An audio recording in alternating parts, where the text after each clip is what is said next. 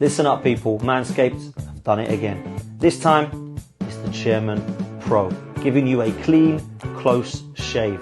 The Chairman Pro is waterproof. The Chairman Pro has long-lasting battery life. And you use the code FTM20 and you will get 20% off of this product.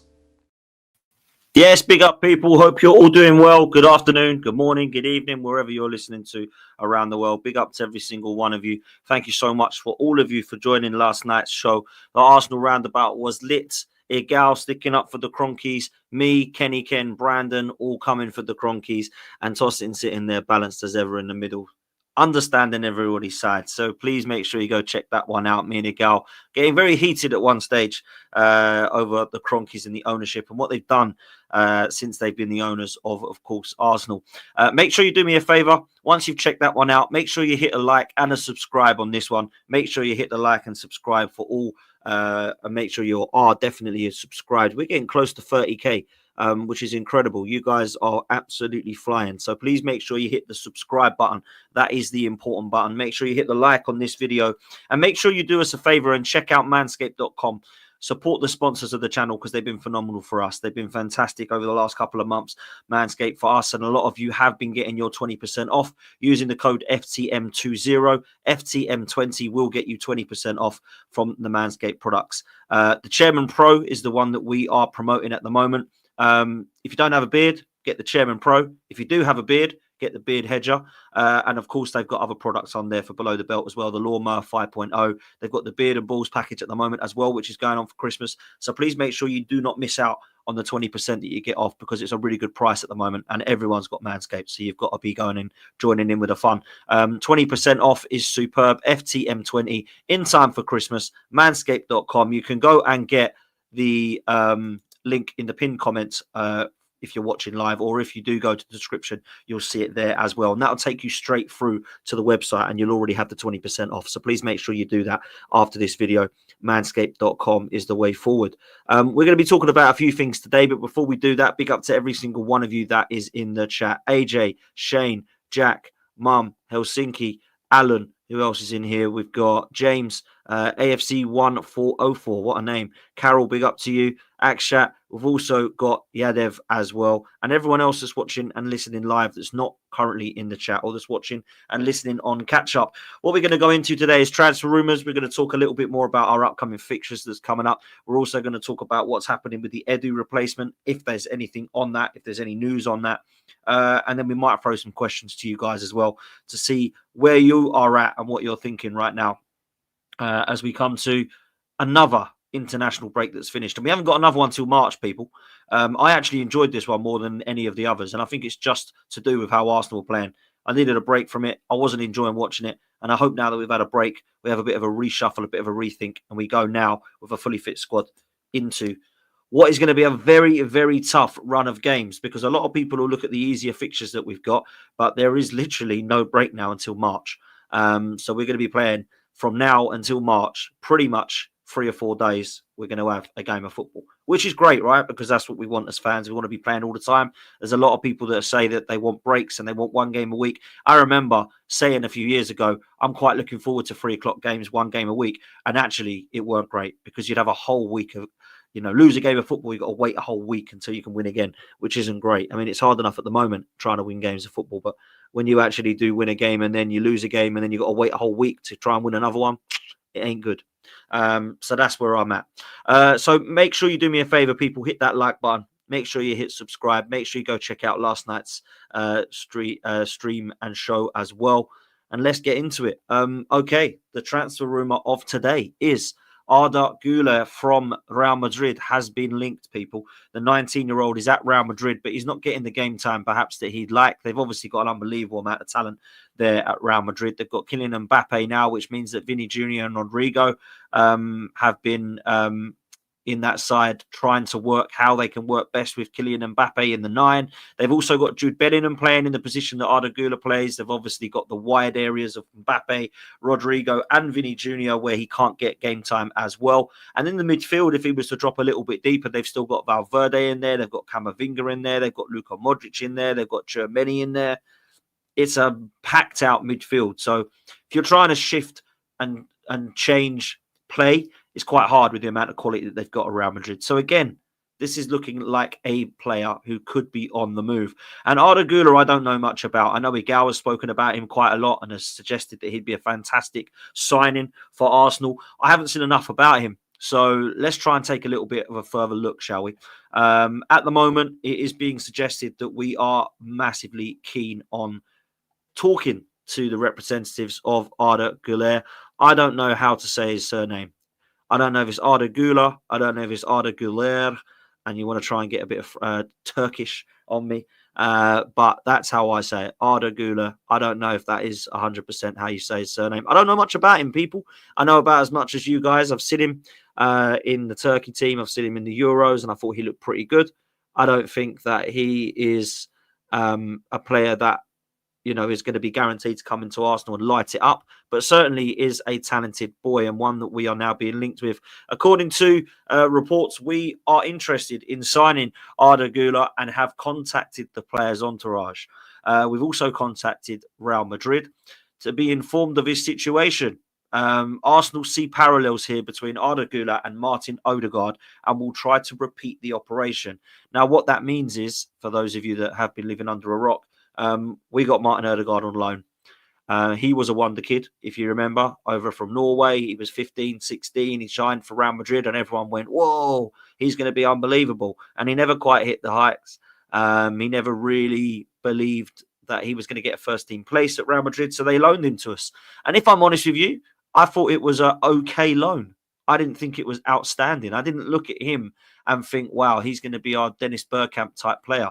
I never looked at him and thought he was going to be a Paul Merson or a Santi Cazorla or a Cesc Fabregas at the time. I remember him coming to Arsenal and showing some glimpses of good passing, but I really at the time wanted other players. I remember Houssam Aouar coming onto the scene being linked with Arsenal. I remember James Maddison being linked with Arsenal, and I preferred both those names at the time because they were on form more than Martin Odegaard, who was a player that was not playing. So it just goes to show that there is talent out there that's being hidden away, that isn't getting the game time that it deserves. And maybe Arda Güler is one of those guys that isn't going to be able to develop at Real Madrid because, well, he's not getting game time from what I'm hearing. Look, in terms of what he can deliver, he's obviously a player that we need in that position. We've proven that we need a replacement or cover for Martin Odegaard, someone that can play alongside Martin Odegaard. Ethan Nwaneri is not to be trusted in Premier League games as much as we'd like, according to Mikel Arteta. We don't see enough of him. We see him in Carabao Cup games, but that's really about it. And Trossard has not really held down that position, if I'm honest with you. So I do look at that potentially as a signing that could happen, but it has to be something that Real Madrid are accommodating. If Real Madrid say he's not for sale, we ain't going to get him, guys. Like, let's be real. Is this a player that we should be looking at as a priority? Not for me. I think we need a centre forward. I think we need an attacker as well as. I'll be more than happy with a loan and a striker. If we got Arda Güler on loan with option to buy, and then we bought a striker in January like a Gyökeres, then yeah, I'm all ears. I'm all ears for that, right? But I've got to say, I just don't know how likely this one is. If we look more into Arda Güler in terms of what he has achieved, let's talk about where he's at, where he's been at. Obviously came through at Turkey. He's 20 in February.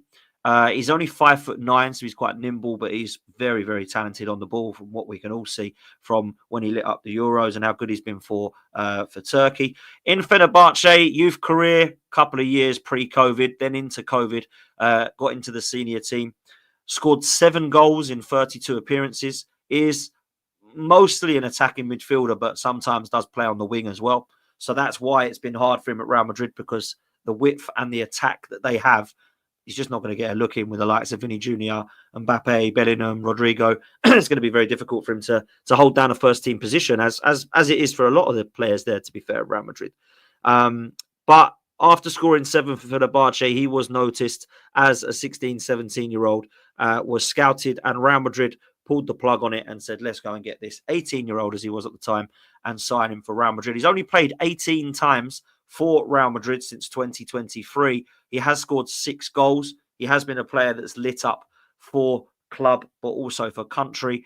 And as we've seen in the under-17s, he scored 4 goals in just 10 appearances, made his way very, very quickly to the senior team internationally, and in 18 games has scored 3 goals. A lot of people have been speaking about Arda Güler for a while, Turkish being one of them. I mean, he would know, wouldn't he? Let's be real. He's been following that international sort for much longer and more than anybody that I know. So if he believes it to be a very good signing, then perhaps it could be. Would Real Madrid be willing to sell? Well, I don't know, is the honest answer. There's been no real links with him up until today from what I've seen. There's a player there that I've definitely heard of, and Igal has spoken about for some weeks now, saying that we should be trying to get him in the door. I just want to be seeing players come to Arsenal that excite me. And over the last few windows, particularly in January, it's been a very deflating and unexciting January.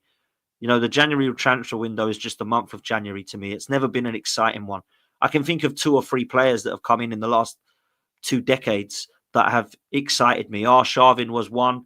Aubameyang was another. I wasn't excited by Trossard, but he's been a good signing. But other than that, we haven't really had any in the January transfer window that have lifted us or that's raised us to think, wow, what an unbelievable signing. You really do have to go as far back as Aubameyang there in 2018 with under Arsene Wenger. So I have to be real. I don't find it exciting when it gets to January anymore. But Arsenal must have money. Arsenal must have money. And the Cronkies really do need now to support Mikel Arteta again with the funds, because we need to be spending money now. We can't be trying to scrimp and save this time. We did that in the summer. It hasn't worked out. We've had a bad start. Calafiori's been injured. Mourinho's been injured. And Sterling hasn't been playing. That was our window. Neto was our backup goalkeeper. He was never going to play much. So really, we've gone through the 4 players of this window, and we've seen them about 3 or 4 times. That is not good when you're going for a title or supposedly trying to win major honours. So we now need to look at the window in January. And people will say, what we talk about the window for? It's November. Trust me, it comes around quickly. It comes around very quickly. We need to be looking now at who we want. Not 1st of January's open, right? Let's start taking a look. No. 1st of January opens, you put the bid in. That's how it works. That's how it should work. We should never be in a position where we look at starting to scout people in January when the window opens. We need to look now. Who do we want? Is it Arda Güler? Go put bid in. Start preparing now. When you look at Gyökeres, scored 4 goals again last night for Sweden.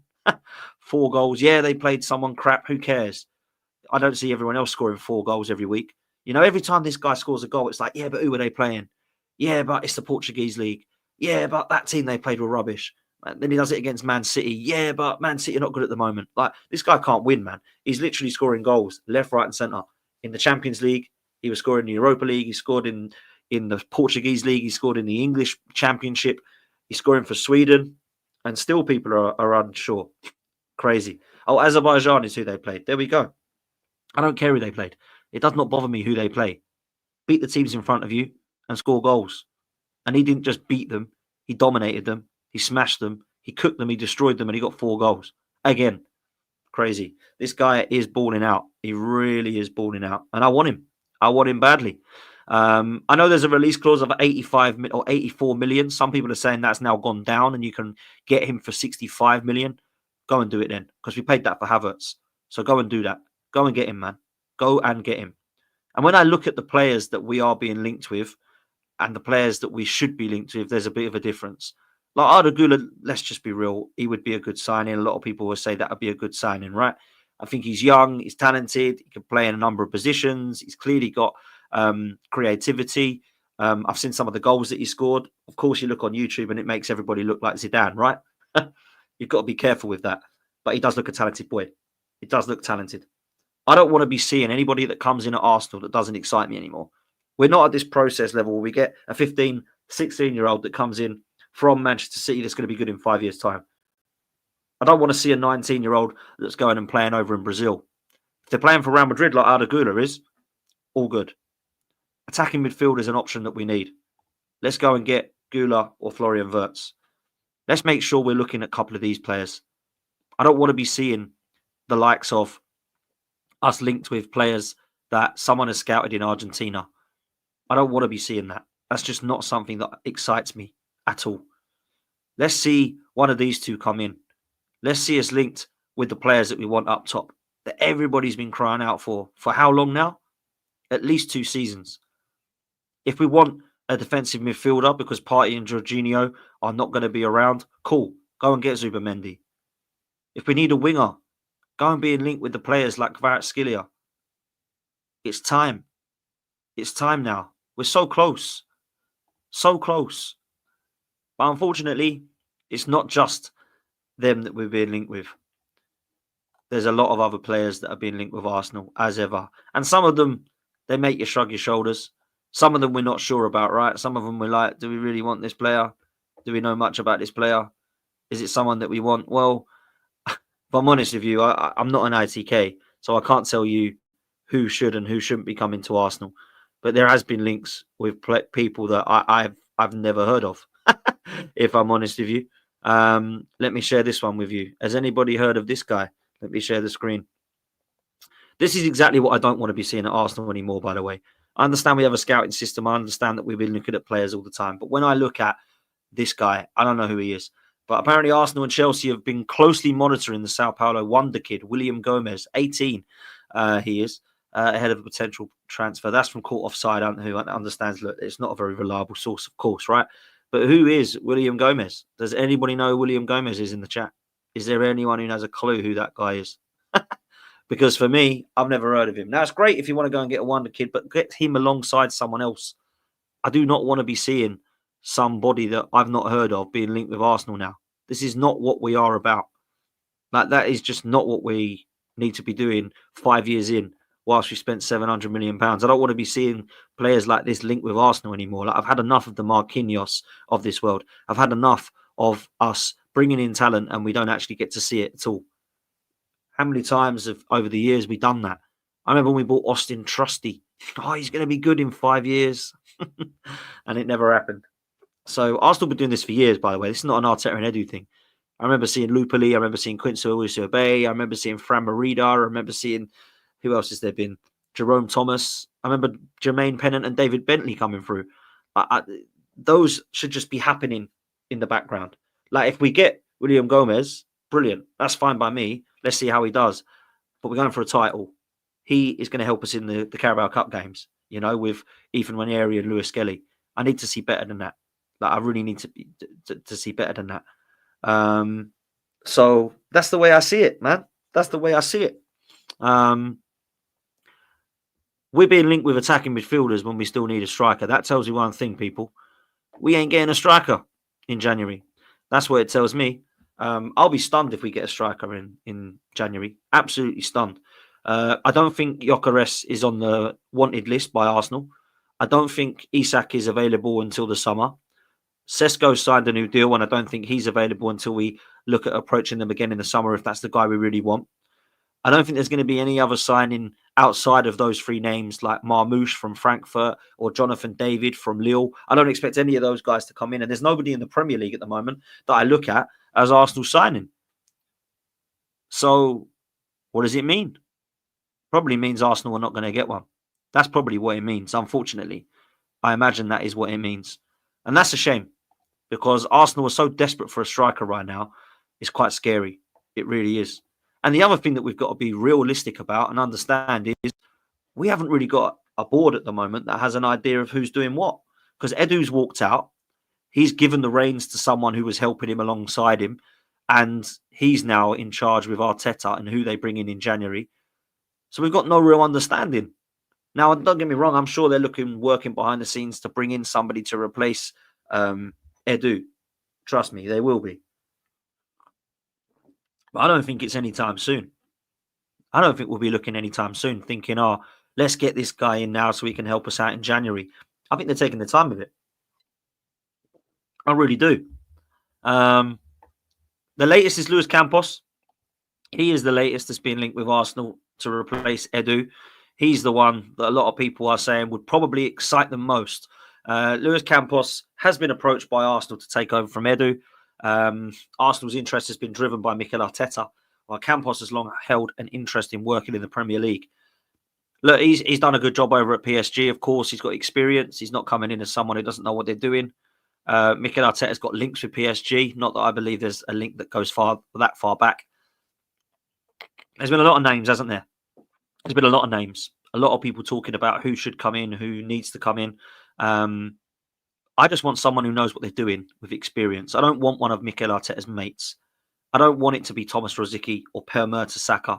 I don't want Santi Cazorla joining him in any form other than a coach or a number two. I don't want him to be his sporting director. Gilberto Silva was mentioned a couple of days ago. Again, I just feel like that's another Edu who's got not got experience. It's just another ex-player. I'd be more than happy with those people coming in as ambassadors. I've got nothing wrong with ex-players coming back to Arsenal with the best interests of the club at heart. If Gilberto Silva and Thomas Rosicky and Mertesacker want to be around the place, that's absolutely fine by me. I'm not going to deny any ex-player coming back to the place they love and the place that they want to see thrive. But have experience to actually take us forward, yeah? Don't just say, oh, I played for you once. Otherwise, Kolo Touré is going to be lining up next to Gilberto Silva, alongside Lauren, alongside Ray Parlour, alongside Tony Adams and Martin Keown. Let's get people in that actually have the experience to want to be put into these roles. That's the way I see it. I'm going to do a show on this, by the way. I'm going to do a show, it's going to drop soon, on Edu's replacements and where I see worries, concerns and issues and where I see absolute yeses and absolutes for the role. So I'm not going to go too far into that one at the moment. So, yeah, let's just see what happens with the amount of players that we're getting linked with, the amount of guys that we're being linked with. At the moment, it looks as if there's genuine talks happening about who is going to be best suited to replace Edu. Robin Van Persie is not going to be one of them. He has said, of course, he doesn't expect to work at Arsenal. He thinks that door is closed. I think a lot of Arsenal fans would probably agree. Let me know your thoughts on this, really, real talk in the chat. I don't really have any hatred towards Ashley Cole, Robin Van Persie, Fabregas, Sanchez, even Toure and Clichy and Sagna and Adebayor, all these guys that left Arsenal at the time. Ask yourself why they left. Thierry Henry. Ask yourself why they all went. Was it because they fell out of love with the club and they hate us now and they want to go and support another team? Is it because they hated Arsenal, they hated the fans, and they love Manchester United and Chelsea? Bollocks. People, is bollocks. They had ambition to win that did not suit the club's ambition. The club's ambition was to try and build with kids to try and win something in the next 5-10 years. And we've been still waiting 21 years later. They all made the right decision leaving Arsenal. Ashley Cole was offered a contract and was trying to be penny pinched, so left. That's the facts. People want to say, oh, it's because of this, that, and the third. That's the facts. Do you know what also the facts is? He looked alongside him in 2006 and thought, I've got Senderos and Denilson and Bentner playing alongside me. I could go and play with John Terry, Carvalho, Lampard, Makelele and Drogba. What would you do? I'd go to Chelsea if I was Ashley Cole's position. It's different for fans. The only loyalty you are going to get in football nowadays is other football fans. The only loyalty Arsenal fans will get is Arsenal fans themselves. You will get no loyalty from footballers anymore. It doesn't work like that, people.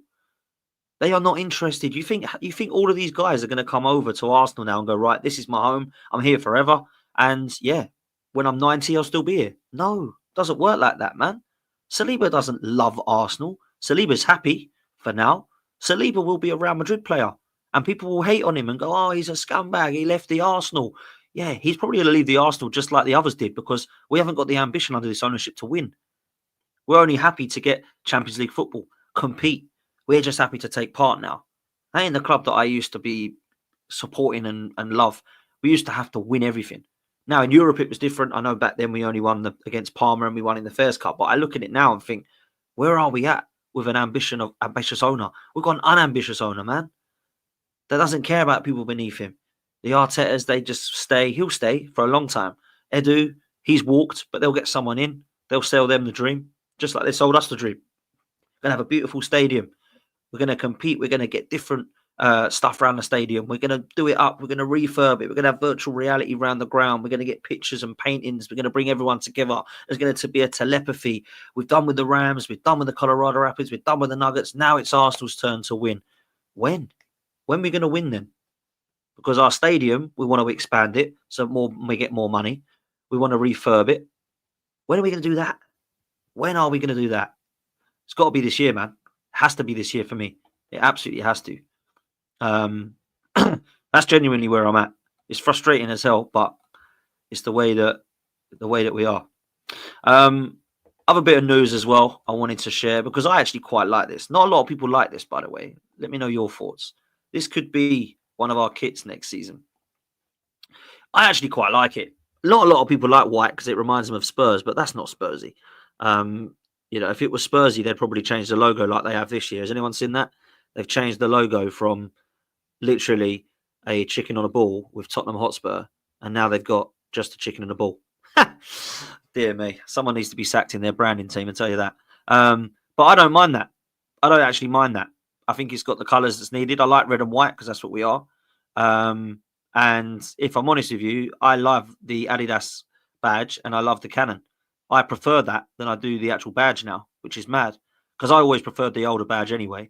Not that I don't like this, but I quite like it. So let's see what you guys think. That is only a rumour, by the way. That is what's going to be. I think it's our third kit, I think it says. Where are we? Early prediction for the 25-26 third kit. There we go. Based on leaked information. Inspired by the 2007 to 2009 kit. If you remember, that was the kit where we got to, I think we played in the quarterfinals against Liverpool, where Walcott made that mazy run and squared it to Adebayor. We were wearing a kit very similar to this. So that was something that I must say, I actually quite liked that away shirt. Some people didn't because they felt it was too similar to Spurs, but I think it looks anything like Spurs, if I'm honest with you. I really don't. Just on the Edu news as well, just quickly, this is the guy that I was trying to find the name of that has now taken over from Edu. Interim post anyway. Says when Edu decided to leave, he reasoned that he built an infrastructure strong enough to withstand his departure. Edu has worked closely with Jason Ato, and that's been for 5 years, and he sought to prepare him for a role as a sporting director in the future. So I guess that's where we're at the moment. He will take over as interim until we get a decision made on who comes in for Edu. Anyone heard of Jason Ato? Blimey, sounds like a film star, doesn't it? Very bizarre. Very, very bizarre. Talking of films and books, Zinchenko has written one. He's written one called Life or Believe or something like that. The guy's 27 or whatever he is, and he's writing a book about life, which is very, very surprising. If I'm honest with you, I'd probably rather read the back of a Matchbox than read what Zinchenko is writing about. But apparently, he has said and stated that Mikel Arteta is the absolute king of dark arts, and that he tells injured players to bring their wash bag in and walk in through the tunnel to play some mind games. Why is he telling people that? Like, this guy's not retired. He's still playing under this manager. Why the hell is he talking about this? Who's actually going to read Zinchenko's book? Like, let's just be real. No one is going to, are they? Like, no one is interested in reading his god-awful book that no one cares about. Let's just say it how it is. Nobody gives a damn about Zinchenko. Like, he's going to be leaving. Like, do you know what I mean? He is going to be leaving, as far as I'm concerned. There's a lot of reports that are suggesting that Gabriel Jesus and Zinchenko might even leave in January, so we can actually free up some funds. I mean, please do get rid of them. I would absolutely love to see them go, if I'm honest with you. So that's where I'm at. I'm still trying to find it at the moment. Where are we now? No, it's gone. There was some today that somewhere today that I read that potentially Zinchenko, Jesus, and there was one more. Who was it? Was it Kivior? Oh no, it was Kieran Tierney, who I do think will go to Celtic in January, by the way, people. I actually do think he will. I think he will definitely go to Celtic, and it might even be like a mutual termination. Or it might be like a loan with an option to buy for like 8 million or something crazy like that. That's what it probably will be, if I'm honest with you. But look, we're in a position where we need to concentrate on the weekend's game. Weekend's back. Let's forget about transfers. Let's forget about the Cronkies. Let's forget about the ownership. Let's forget about Edu. Let's talk about Mikel Arteta and Arsenal right now. I've got a show later on tonight, which you guys need to be there for. It's 6 p.m. It's going to be myself. It's going to be Harry Simbu. It's going to be Sophie Nicolau from Highbury Squad. We're going to be talking all things Arsenal. I'm going to ask them some really, really good questions that I think will be very interesting to hear their answers on. We know Harry is very much a supporter of what the club are trying to do to get us back to the top. Sophie is a lover of the Cronkies. She really likes them. She thinks they're brilliant owners. Myself, I have other thoughts. I have concerns with this regime and ownership. You know I do. I've been fairly consistent on that for the last, what's it been, 5 years now? Wow, how quick has that gone? So it'll be really interesting for me to understand and get their opinions tonight on whether or not there should be a genuine concern about our ownership. So I'm going to look at that with them. But for now, we're going to talk about the weekend's game. Now, look, there's definitely worries about this game. Nottingham Forest are playing well. Let's just have it right. I think they've been well respected this season. I think they've been and taken points off of Chelsea. They've beaten Liverpool at Anfield, the only team to beat Liverpool this season. They're coming to the Emirates. We have a good record against them.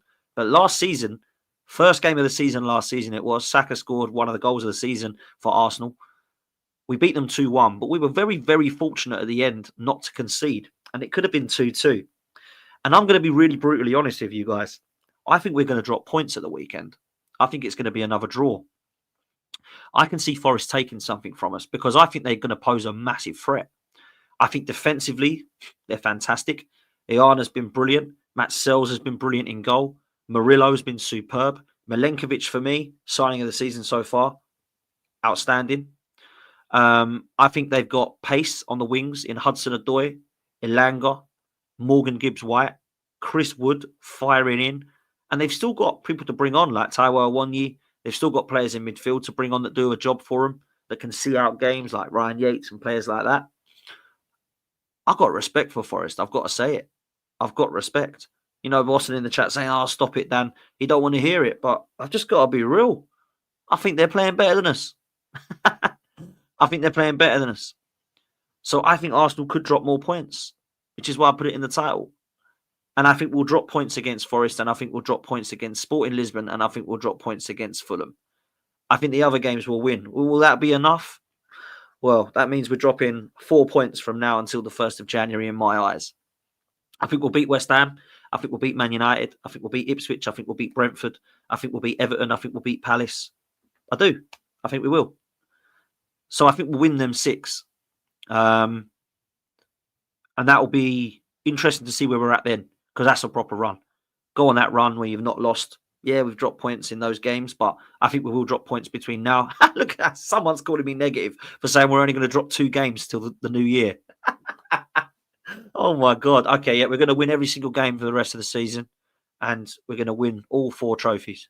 There we go. Positive. Dan's being positive. That's realistic as well, apparently. What a wally.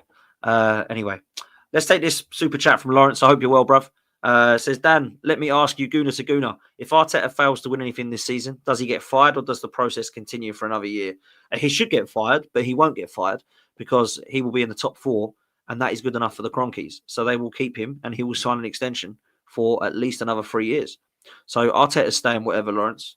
Sorry, mate, he is. We're here. We're stuck with it. We're stuck with the Cronkies. We're stuck with the Arteta regime and we go through. Some people will be happy with that. Some people will be sad with it. And yeah, there's definitely going to be a mix of the fan base, that's for sure. Big up for your super chat, man. Really appreciate it. Any questions you've got for me, please do throw them in via a super chat. We'll put them up on screen and we'll have a chat about them. Let's go into this game because we have got injury concerns again. Ben White is out. Trossard might be out. Calafiori and Tomiyasu are hopefully back. Rice and Saka are hopefully back. I haven't heard anything at the moment. I'm sure we'll find out probably tomorrow from Mikel Arteta in his press conference about what is going to be happening with the injury news. And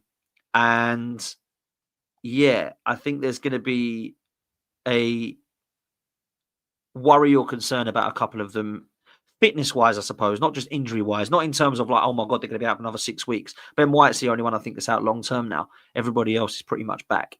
So yeah, that's got to be good news. Look, I also believe that the team news is going to be very interesting. And the team news that I think it will be is not the team news that I think everybody wants it to be. Let me tell you what I mean by that. I think this is what he's going to go with. Without Ben White, I think there's genuine concerns about who plays at right back. I think this could be the team. Obviously, it's Raya in goal. You can't see that on the screen, but there we go. David Raya in goal. I think the back four is going to be Thomas Partey at right back. I think it's going to be Timber at left back. I think it's going to be Gabriel and Saliba. And then I think it will be Rice, Marino and Odegaard, because I think that's the midfield that he wants. Then we've got Saka and Martinelli, who I think both will be fit, and Havertz up top. That's what I think the team will be. Now, there could be some changes. There could be ways you can look at starting Calafiori in this. I just don't know how fit he is. If Calafiori is fit 100%, then of course I would play him. And my team would look very different. So instead of Timber, let's just change it for you on screen. I would have Calafiori. Whoops, if I could spell his name. At left back.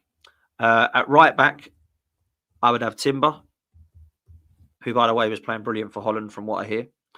Then in midfield, I would drop Marino and I'd have Rice in the 8, who I'm not actually a fan of in the 8, but I think he's better. And I would have Partey in the 6. Partey needs to play in the 6 for me. That's the team I would select here. That's what I would have. If everyone is fit, I would 100% have Calafiori left back, Timber right back, Saliba and Gabriel, Partey, Rice, Odegaard, Saka, Martinelli and Havertz. That's what I would have.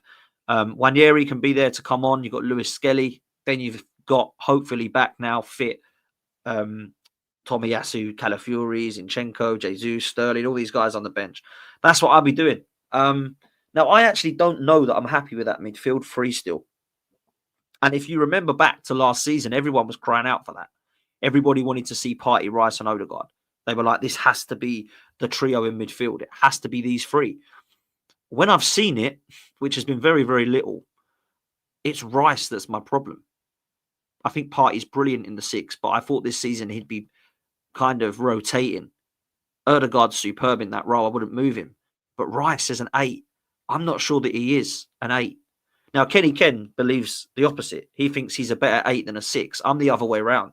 I think he's our Rodri. I don't think he's our Fabregas. But Kenny thinks he's not a very good number 6 because his passing ability and he drives forward on the ball better. I think he drives forward on the ball well. I just don't know that we see it enough in the 8. Now, it could be that Odegaard and Partey complement him in the 8, and that's what we need to see. That's what a lot of people are hoping and pinning their hopes on. I just don't know that he is a better 8. And I actually look at Chelsea's midfield. I think it's got better balance than ours now. Lavia, trust me, he will be ahead of Thomas Partey one day. He is so good. It's ridiculous. Like, when they signed him, I was gutted. Caicedo, probably one of the best box-to-boxes that you'll see. Yeah, can play holding midfield as well. Cole Palmer. Like, let's be real. As much as we love Odegaard, you're taking Palmer because his goals are ridiculous. Like, I don't think he's going to be scoring less than 30 most seasons, if I'm honest with you. Odegaard might get 15 once or twice, but I'm taking the goals and assists over Odegaard. I'm sorry. I know a lot of people don't like to hear that. And a lot of people went for me when I said it on the terrace that I'd take Palmer over Odegaard because Palmer scores ridiculous amount of goals. And having Palmer, Saka in that, like, playing together, wow, that would be crazy. So I look at Chelsea's midfield, I'm thinking, wow, for the next 5-10 years, that could be elite level. So I look at what we've got now with Odegaard, Rice and Partey, and I pray that it proves a lot of people wrong. I pray it does. Because I'm not sure about Rice in the 8 people. I also look at this team and I look at Saka, Havertz and Martinelli. This is going to sound really negative, and I'm really sorry to do this. I think there's quite a few attacks that's better than Arsenal's now. I think there is. Because the season we had 2 years ago, I could boast that we had the best attack in the league. We had Odegaard, who scored 15, Saka, who scored 15, Martinelli, who scored 15, and Jesus, who scored 10. Now, Saka's got 30 goals and assists. Havertz has got 14 goals. This was last season. Odegaard didn't get 15. Martinelli didn't get 15. Now, Odegaard's not the problem. Martinelli, I'm looking at. And this left-hand side, it needs to be fixed. It needs to now. I've got no more excuses for him. No more. Because I go through the attacks right now.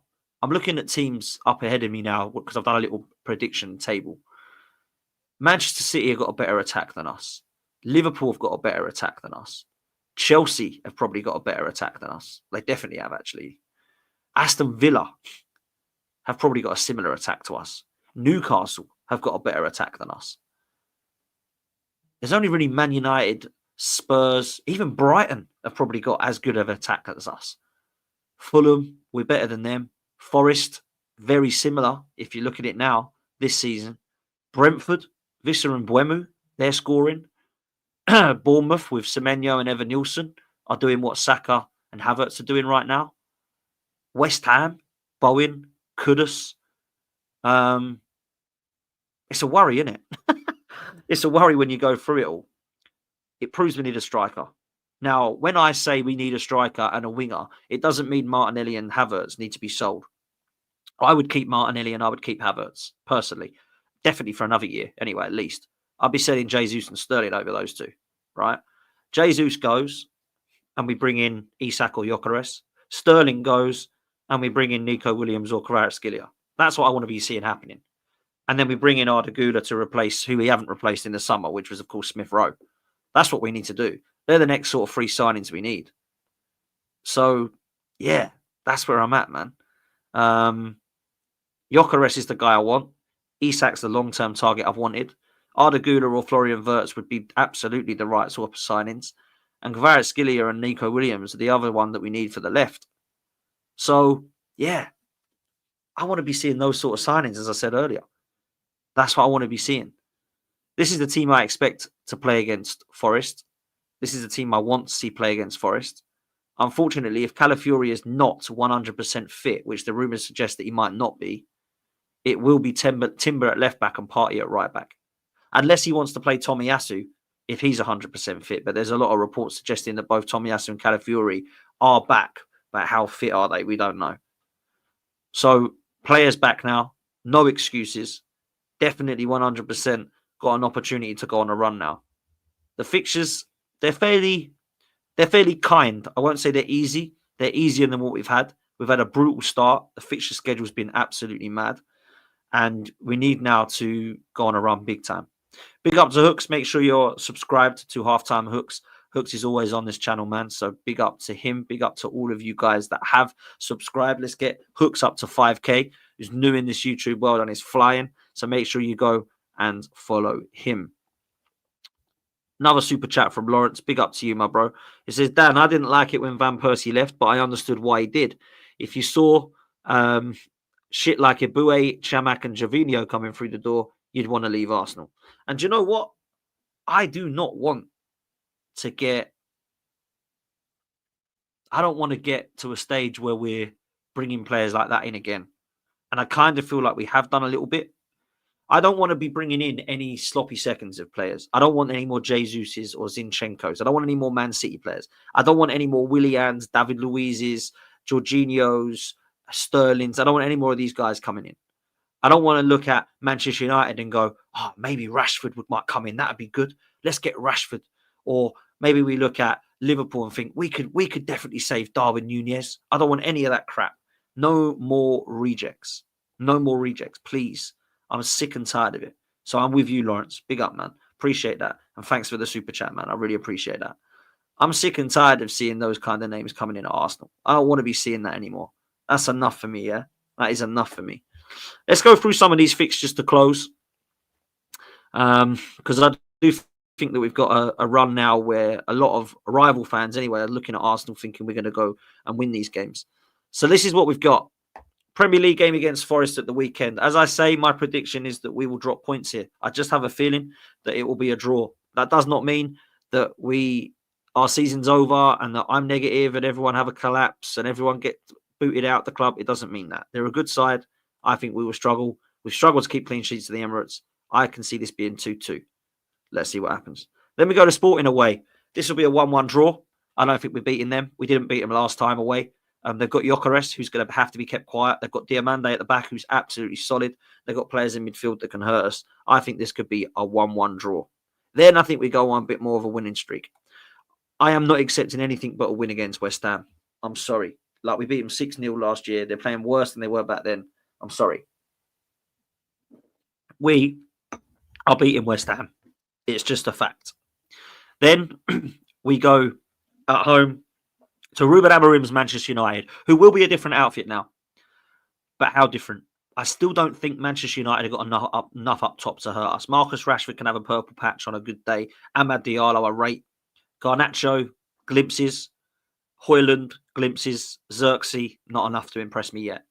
Bruno could be on fire, but otherwise, I think we've got enough to beat him. And I think we will take 3 points there. Then I think we come to another dropped game. I think this is going to be tough.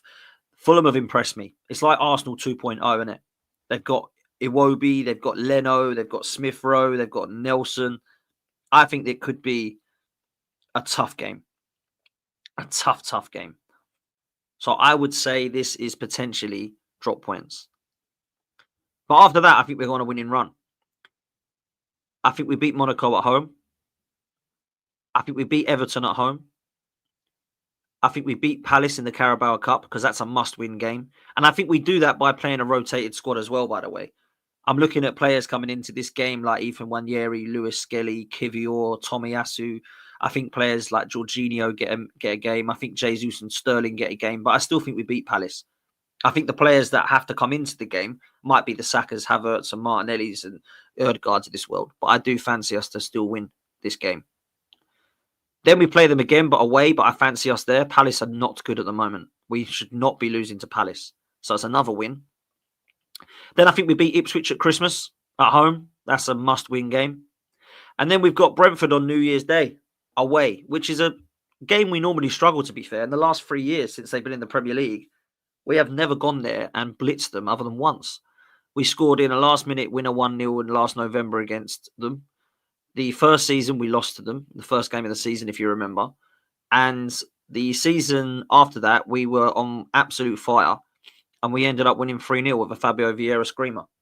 That's the only time we've blitzed Brentford. But I do think we'll win. So that means that we might only drop in the Sporting game, the Forest game at the weekend, and Fulham away. I think we win the others. That means, if that happens, we will be in a position where we've got more points than we did last year. That's something to be positive about, seeing as you guys think I'm so negative. Not all of you, of course. So that could be an interesting run. I think we've got a great opportunity. I really do. As Matty says, make sure you go follow Matty, Southern Gooner, legend, says Fulham going forward is on fire. Yeah, look, they are. If Adama Traore could score and shoot, oh my God, they would be flying right now. They'd probably be like 5th or 4th or something mad like that, because they are in a position where I think they should have beaten Man City. They should have beaten, there's another team, I think there was 2 games where they missed out, where they really should have had their shooting boots on and they should have been 2-0 up. Like, there's been games like that. There really has. So let's see what happens. Okay, last super chat of the day before we come to a close from Tom. Big up to you. It says Marmoush data is top distance, 4th duels with GA. I like Marmoush, and I think that is a striker, Egyptian striker, isn't he? That is a player who's going to be going. He ain't staying at Frankfurt. He's been killing it. He's been flying. He's been banging the goals in. For me, it's a player that we need to be looking at for sure. If we ain't going to go for Gyökeres and we ain't going to go for Isak, my number 3 would actually be Marmoush. That is who I would look at going for if we can't get the other 2. And there needs to be, right, when you go in January or the summer, plan A, plan B, plan C. Plan A, Isak. Plan B, Gyökeres. Plan B, Marmoush. There we go. And you do that with the other players as well. Plan A is Florian Wirtz. Plan B is Arda Güler. Plan C is Eze. Do you know what I mean? We should do that in every single position. Like on the left, Kvaratskhelia is number 1. If we can't get him, it's Nico Williams. If we can't get him, it's Eze. That's what we need to be looking at doing, I think, in every single position. And we still need players, by the way. People say that we only need a striker and then we're complete. It's not. There's a lot more we need. Next summer, we're going to need to sort our midfield out. Next summer, we're going to need to look at who covers for Saliba. Next summer, we're going to have to look at who covers for Odegaard, who covers at top for Havertz, who's our Saka cover, who's our left winger. There's 5 or 6 positions that Arsenal are still going to be looking at. This isn't like, oh, when does this stop? This never stops. We keep going. We go and buy 3 or 4 players every single summer. That's what happens. You need to get better. So that's where I'm at, man. Look, do me a favor, people, because we've got 400 people in here still. Hit the like button. We've only got 120 likes. Make sure you've hit like and subscribe. They're the two buttons you need to hit. Like and subscribe to the ting. And then we can get to 30k, which is what we need to get to for our next target, the big 3-0. We're so close as well, people. We're so close. We're at 27,200, over 27,200. So come on, man. That's literally not even 3,000 away now. We're under 3,000 away. So let's do this. Let's get this sorted. It's going to be a real interesting few weeks for Arsenal. Arsenal, we're in a position right now where they need to win games. It's a must-win scenario, must-win situation. Let's make sure we get an understanding of Arsenal games going into these fixtures, knowing that we absolutely must win these games. That's the way I see it. I don't think it's any more like, let's try and get a point against these, a point. Nah, every game we've got to try and win. Because if we do, let's say, drop points to Forest, like I think we're going to, and Southampton lose to Liverpool, that's going to be 11 points we're behind them. That's potentially way too much. That's potentially too much already. So, yeah, I still think we're out of the title race for now. But 11, 12, 15, you're definitely out of it then. You're definitely out of it then. There's no way you're in a title race when you're 15 points behind. That's just a madness. We can't do that. But Liverpool got some tough games. I look at Liverpool's fixtures. I look at Manchester City's fixtures. Let's bring them up just quickly before we come to a close, because they've got some hard fixtures as well, Liverpool. Where are we? Liverpool's fixtures and Manchester City's as well, by the way, are a lot harder than you might think. So they've got Southampton, which I think is going to be a win for them. But then they've got Real Madrid in the Champions League. After Real Madrid, they've got Manchester City. And then they go to St. James's Park, a place that we lost at again this season. And then they've got the Merseyside derby before another Champions League game. Then it gets a bit easier for them. Fulham's not easy, but, you know, it's a game I expect them to win at home at Anfield. Then they go to the Carabao Cup against Southampton, which I expect them to win. And then they go to White Hart Lane or the Tottenham Hotspur Stadium.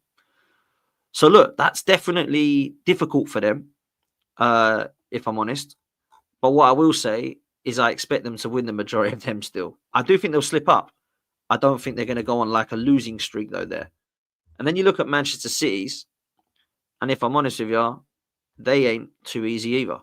So it ain't just Arsenal have got okay fixtures. Man City and Liverpool have actually got some quite tough ones. They obviously go to Spurs. It is at the Etihad. I expect them to win that. Then they've got Feyenoord. After that, though, they go to Anfield. Then they've got Forest, like we have at the weekend, and Forest are playing well. Then they've got Palace away, who are fighting for their lives. Then they've got Juventus in the Champions League.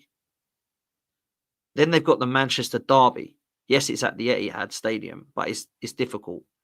And then they go to Villa Park.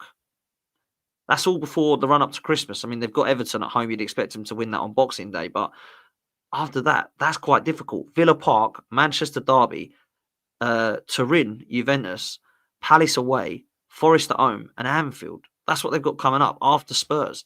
That is a tough run of games for Manchester City, a team at the moment who are struggling, losing 4 in a row. I mean, look, if it goes the way that I'm thinking and Liverpool and City start dropping points, Arsenal could quite easily get back into this. Arsenal beat Forest and we beat West Ham and we beat Man United. And if Manchester City drop points at Spurs and Liverpool, we're ahead of them. And you've then got Liverpool. Hopefully, if Liverpool and City draw that, let's say, and Liverpool lose at St. James Park or draw there, then you start clawing your way back in and you think, okay, we're only 5 off Liverpool and we're ahead of City by 2. That's what we want to be in a position by. If we get to that game against Brentford New Year's Day and we're 5 points behind Liverpool, I'm actually okay with that. We're still in a title race. We are. That's nothing, especially when you've got to play him again. Yeah, that's what I'd like to aim for. Try and be in and around top of the table by no more than 5 points behind them. And we've got a chance. That's the way I see it. So let's see. In title races, draws kill you. You're better off losing one and winning one than drawing two and not losing, because you get 3 points, not two. That's what I would say. So that's where I'm at, people. See you at 6 o'clock tonight. Make sure you do me a favor, like the video, subscribe. Make sure you come and join us at 6 p.m. tonight. I expect to see you all in the chat to give Harry and Sophie some questions, who are going to be on with me. So please make sure that you do that. Big up to every single one of you for being here. Make sure you go and show Manscaped some love. Click on the pinned comment now. Go and get some beard trimmers for your Christmas stockings. Go get the shaver. Go get the beard trimmer. Go get the beard and balls package. Go get the lawnmower 5.0. Whatever it is you want. 20% off using that link or the code FTM20, FTM20. And we'll see you next time. Big up to every single one of you. And as always, up the Arsenal. Latest, people. Take it easy. See you at 6. Listen up, people. Manscaped have done it again. This time, it's the Chairman Pro, giving you a clean, close shave. The Chairman Pro is waterproof. The Chairman Pro has long-lasting battery life. And you use the code FTM20 and you will get 20% off of this product.